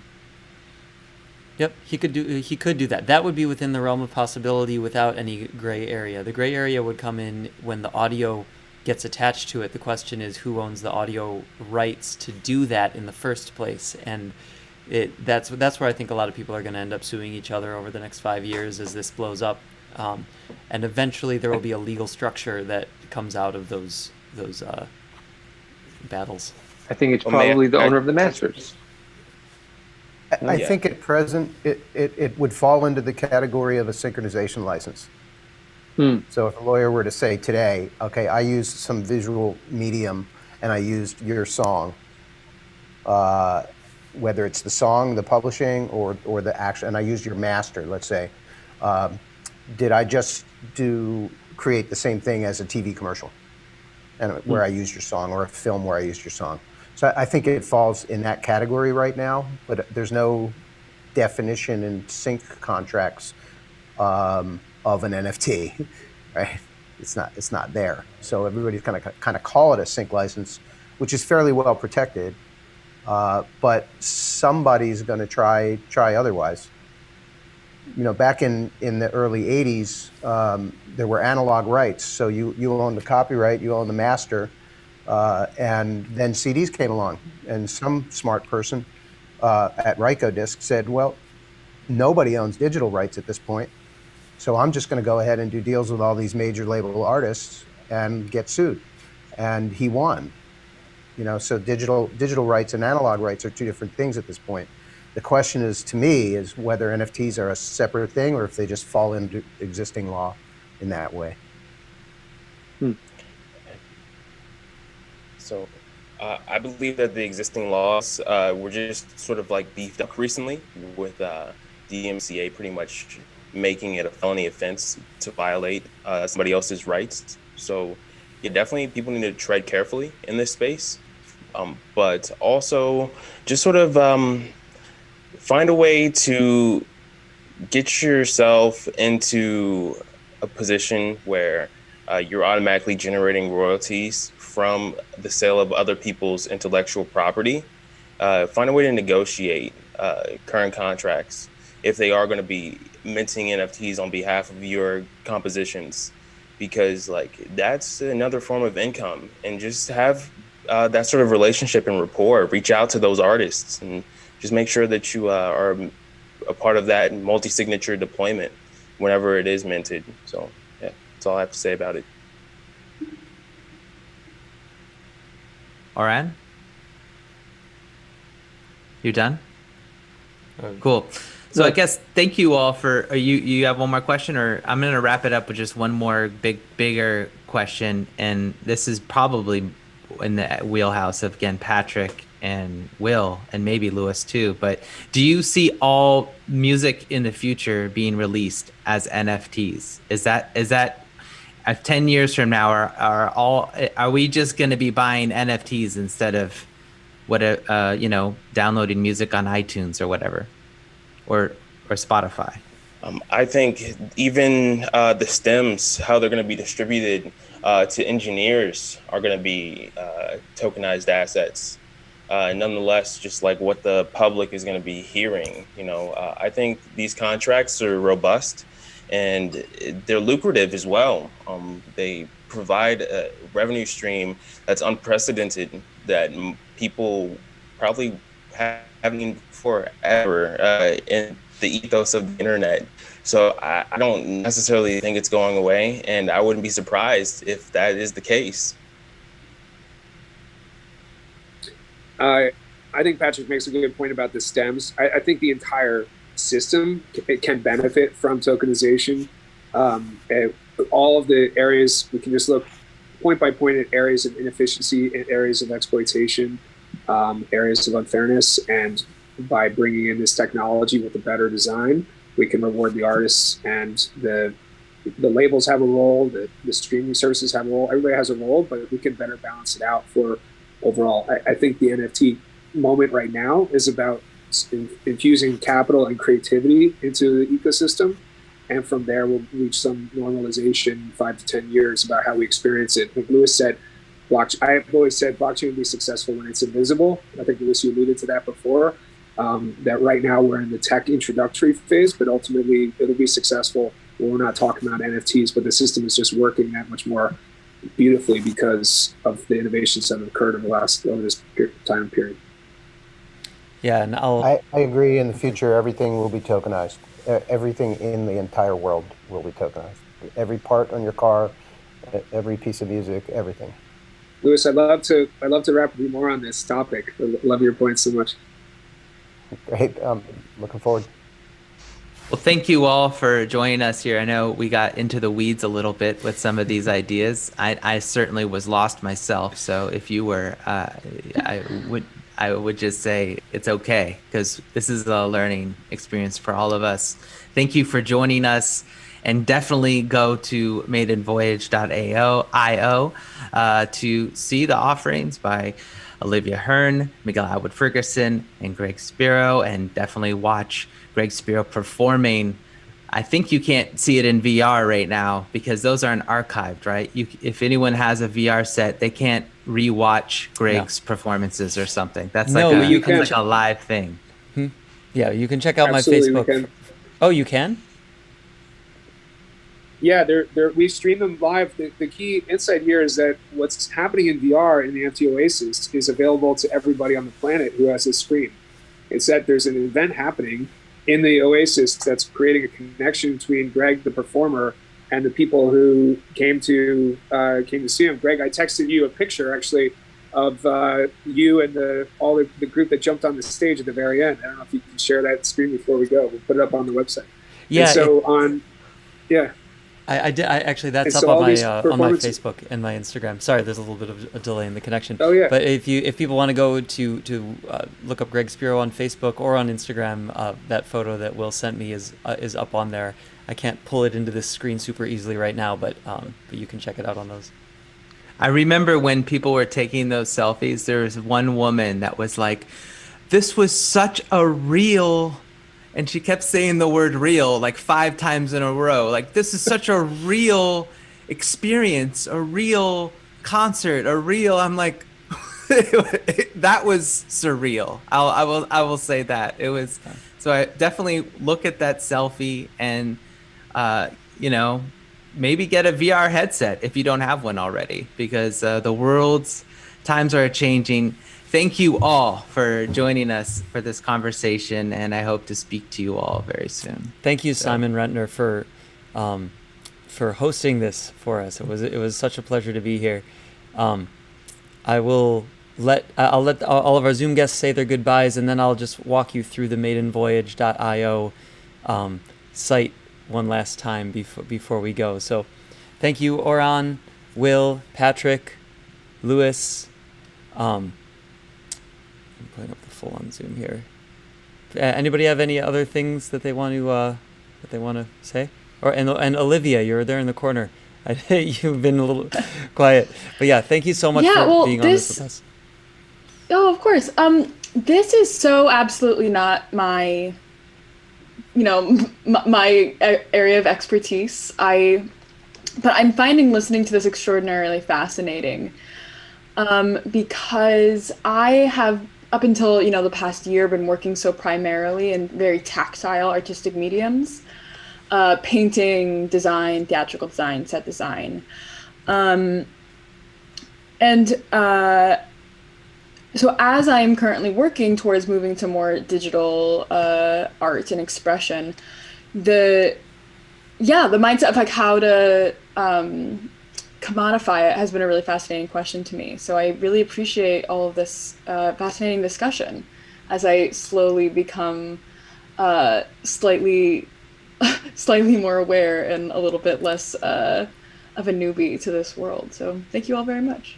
Well, I'm so happy to have you involved in this world, and your pieces are absolutely incredible. Thank you for gracing us with your art, and there's a lot more to do. We have a ton more music in Tiny Records. So I'm excited for it. Like, cool. Suit me up. Awesome. Well, thank you, Miguel. Thank you, Lewis, Patrick, Will, Simon. Pull up the gallery view here to show all you guys. This has been amazing. I really appreciate you being a part of this. Thank you. Thank you, Greg. Thank you, Simon. Thank you, everyone. Thank you. All right. Thank you so much. So now I'm going to go into my web browser here and just walk you through the NFT Oasis. I'm sorry, this is not NFT Oasis. This is on OpenSea. By the way, we called it Maiden Voyage as obviously an homage to one of my greatest inspirations. But in addition to that, it's on OpenSea. So it is our maiden voyage into what we have discovered so far as to be the first jazz NFTs. So they're on auction now. You can go to maidenvoyage.io to get them for the next 22 hours. Yeah, because it's been 2 hours. And the auction ends tomorrow at 1 p.m. We'll also be doing some Clubhouse talks talking about these NFTs, and you can go in there and see. You can see the actual NFT here. See, sale ends tomorrow. You can click on that, and it'll show you the specific piece here, which is a 23-second piece.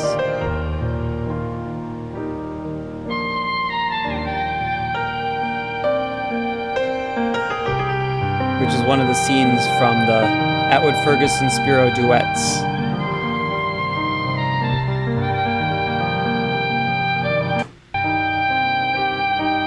So it's sort of a loop there, and you can see what it's bid up to so far, and then you can place your bid if you're not the owner of it. I'm the owner of it. There are 3 NFTs that are being auctioned that are one of one, so only one of these exists in the entire world and ever will, and so those will be auctioned for the next 22 hours or so. And then there's one here that is one of 10, so there will be 10 of these that are sold. One was sold already, so that costs 0.33 Ethereum. This is all being sold in Ethereum, by the way, so you'll have to get a MetaMask wallet and use that to bid. And then the actual album itself is 0.03 Ethereum, which is about $63 now. And there are a total of 1,000 of those that exist right now, and a couple people have bought them already. So you're welcome to come here and use your MetaMask wallet to get this, and it comes with the full 7-part improvisation as WAV files and the continuous improvisation as a single WAV file. So that. Thanks, Greg. Thank you. All right. Thanks for talking about the details of. I think it's best for you to break that down. I felt like so. I'm very glad that you did that. Yeah, absolutely. Thank you for hosting this. This was awesome, and I look forward to diving more into NFTs with you and with your podcast and everything that you're doing. And it's a wild world, and we're just at the very beginning of it, especially for the jazz community. Yeah, man. And good luck out there creating your wallet. I just did that recently, so it's a whole you'll be learning a lot as you delve into this universe. I assure you. So thanks again, everybody, for joining us, and enjoy the music and animation. All right. Thanks, Simon. Simon Rentner, everybody. All right. Catch you all later. Thank you.